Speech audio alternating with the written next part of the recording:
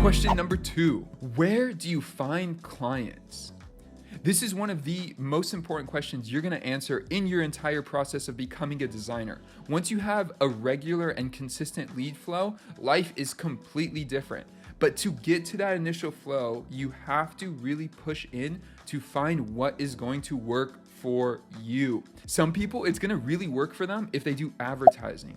Others, it's going to work on their social accounts. And others, it's going to work in their circle. They just have a lot of people in their circle that are going to need websites. Here is my advice. Build out your portfolio website with at least 3 websites, possibly even 4. Start there, and then go tell the world.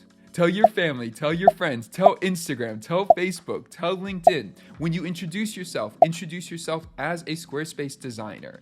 Tell your classmates, tell your previous teachers, especially if you went to college, tell your professors, tell your mentors, tell anyone, tell everyone that you have now become a designer, and remind them a lot. Not too much, but a lot. Also, we have a video on this, so make sure you check out the link down below.